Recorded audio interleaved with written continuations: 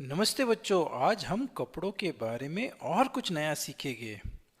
आज विभिन्न प्रकार के कपड़ों में से हम अपनी इच्छा और मौके के अनुसार अलग अलग प्रकार के कपड़े पहनते हैं या अलग अलग स्टाइल के कपड़े पहनते हैं। तो आपको यह सोचकर आश्चर्य जरूर होता होगा कि हमारे पूर्वज क्या पहनते थे जब अलग अलग प्रकार के कपड़े नहीं होते थे।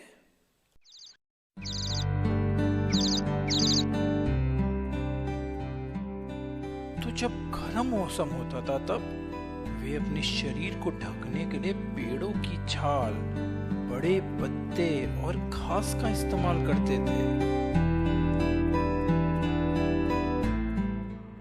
सर्दियों में शरीर को गर्म रखने के लिए वे अपने आप को जानवरों की खाल से ढक लेते थे। यहाँ तक कि वे जानवरों के फर का भी इस्तेमाल करते थे।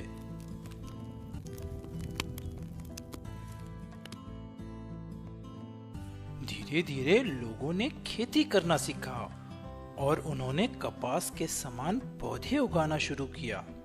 आहिस्ता आहिस्ता उन्होंने घास और टहनियों से चटाई और टोकरियां बनाना सीखा।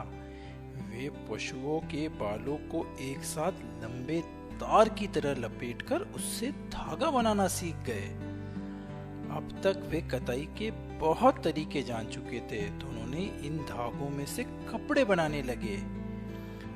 पहले के भारतवंशी गंगा नदी के पास के इलाकों में कपास उगाया जाता था और कपास से बने सूती कपड़े ही पहने जाते थे। साथ ही पुराने इजिप्ट में नाइल नदी के किनारे कपास के अलावा एक और पौधा फ्लैक्स भी उगाया जाता था और उसके भी कपड़े बनाए जाते थे। तो इन फैब्रिक्स या कपड़े किस प्रकार बनाए जाते थे? क्या वे पैंट थे कि शर्ट थे? नहीं, उन दिनों लोग सिलाई के बारे में नहीं जानते थे, तो लोग केवल इन कपड़ों को शरीर के अलग अलग भागों पर लपेट लेते थे। जैसे आजकल भी साड़ी, धोती, लुंगी या पगड़ी आदि लंबे बगैर सिले कपड़े इस्तेमाल किए जाते हैं। तो है ना कमाल की बात।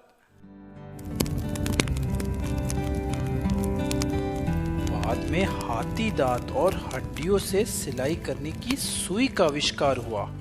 ये बड़ा आविष्कार था।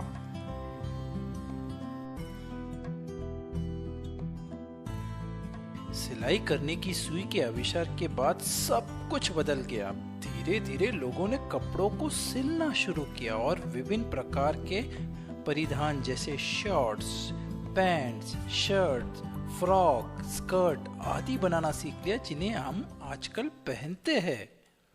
तो हमने ये देखा कि प्राकृतिक रेशे जैसे सूत, ऊन आदि का इस्तेमाल कपड़े बनाने के लिए लंबे समय से करा जा रहा है। यह आप कह सकते हजारों साल पहले से किया जा रहा है, लेकिन इस बात को केवल कुछ 100 साल ही हुए होंगे कि जब हमने विभिन्न रसायनों, विशेष रूप से पेट्रोलियम के इस्तेमाल से सिंथेटिक फैब्रिक बनाना सीखा। नायलॉन, पॉलिएस्टर आदि सिंथेटिक फैब्रिक्स के उदाहरण हैं जिनका इस्तेमाल आजकल हम करते हैं।